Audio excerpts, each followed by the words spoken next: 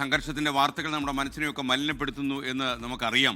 എന്നിരുന്നാലും നമുക്ക് ഈ സമയവും കടന്നു പോകും എന്നുള്ള ശുഭാപ്തി വിശ്വാസത്തിൽ മുന്നോട്ട് പോകാനാണ് എനിക്ക് താല്പര്യം. ഇപ്പോൾ വരുന്നൊരു വാർത്തയിലേക്ക്. ഫുജിറയിൽ നിന്ന് കൊച്ചിയിലേക്ക് ഉൾപ്പെടെ 8 പ്രത്യേക വിമാനങ്ങൾ പ്രഖ്യാപിച്ചു സ്പൈസ് ജെറ്റ്. ഇന്ന് രാത്രി 8:50 കൊച്ചിയിലേക്കുള്ള വിമാനം വരും.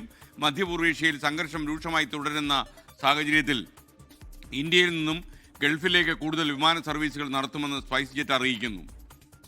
ഈ വാർത്തയുടെ കൂടുതൽ അപ്ഡേഷനുമായി വിനീത VG ഡൽഹിയിൽ നിന്ന് ചേരുന്നു. വിനീത, വിശദാംശങ്ങൾ. Good morning.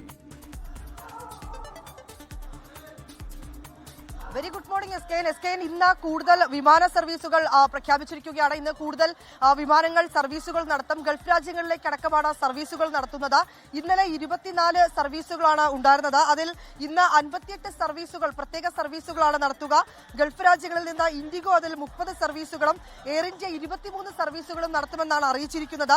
ഈ വ്യോമാതിർത്തി കേന്ദ്രീകരിച്ച് കൂടുതൽ നടപടികൾ ആരംഭിച്ചത് ഇന്നലെ വ്യോമയാന മന്ത്രാലയം അറിയിച്ചിട്ടുണ്ടായിരുന്നു.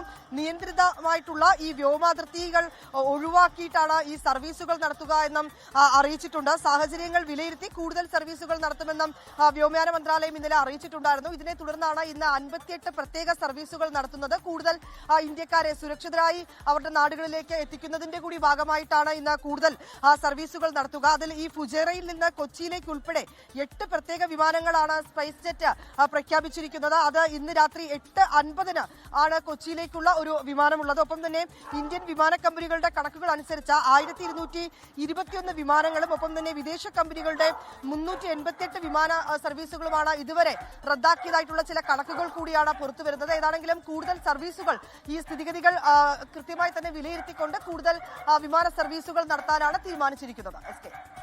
Okay, thank you Vineetha VG.